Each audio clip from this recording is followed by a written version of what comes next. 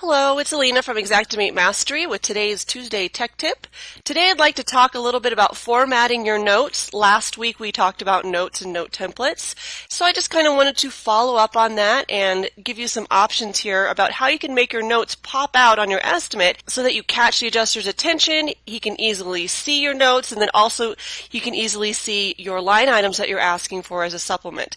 So, looking here on this estimate I was working on, we've got our notes. You can see we've got some attached notes here with you can see there's a number 1 there, and then if I hover over my note icon, you can see that it says attach note. So if I double click there, you can see I've got a note here explaining what's going on with the ice and water shield that was attached to this rubber roofing. So I want this note to pop out on the estimate and be in bold so that the adjuster can easily see why I'm asking for ice and water shield to be replaced. So I'm going to go ahead and bold those line items. I just highlighted everything, and you can hit B here for bold, and that will show up more prominently on the estimate, kind of pop out from the line items. And we'll take a look at that here in just a second.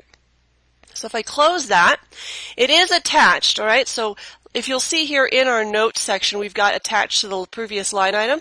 That means that it's going to follow that line item. If I ever have to move it around in my list by left-click holding and dragging it, not a problem.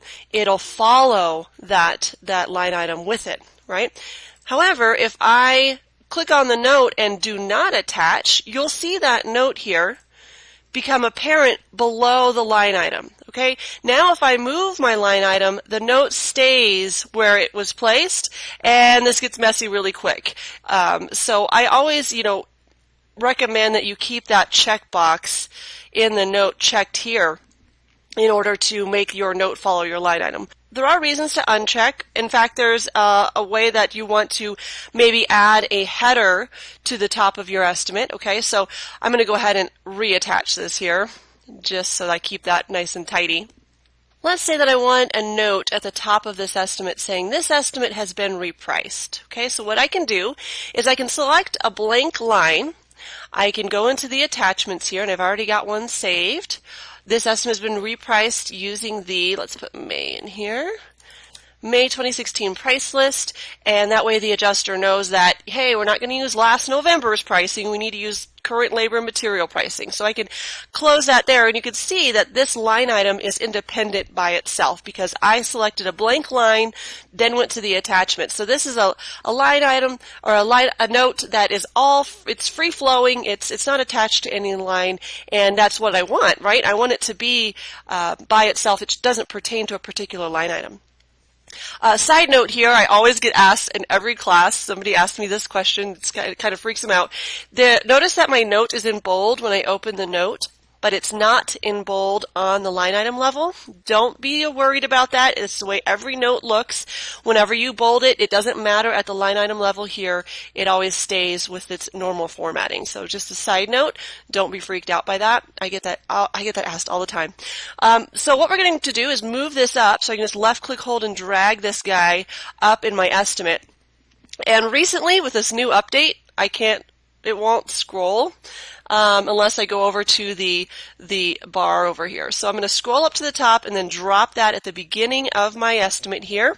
And you can see now it's a header above all of my line items. So if you ever want to make any notes, talk about O&P, like I did here with the reprice, any kind of notes that you want to make, don't worry. You can select a line that's blank and then, of course, add your attachment there. Okay, and I always bold, usually if I'm making notes, I bold to make it pop from the page. The other thing that I will bold is my supplement items. So these items you see above, these are all paid for on the original estimate, okay? But the items that I found that were left off, they didn't pay for the small shed roof that had laminated shingles, okay? So there's a small roof off to the side that had some hail damage on the laminated shingles. So I need to supplement for those shingles here. And so I'm going to highlight those lines and then right-click, go to Line Item Edit Options, and click Bold. Okay, so you can not only bold the note template or the note, you can also bold the line item for your supplement section. Let's go ahead and take a look at the print view here. I'm just going to view that, take a quick look. So here we are at the section I was working in. You can see that my line item that note that is independent is bold and looks real good. And then these other notes that I added are in bold as well. And if we go down to our supplement section, you can see supplement items listed below. That's in bold. And then my 2 lines that for that shed roof. In real life, I would add a note as to why I'm asking for my 5 squares of laminated shingle there, but you should get the idea. So that is how you format not only your notes, but you can also format your line items on your estimate to help you show the adjuster, this is what we're talking about, this is the conversation we need to have, and just really make your estimate pop and make it easy for the negotiating process. So this has been Alina with Xactimate Mastery.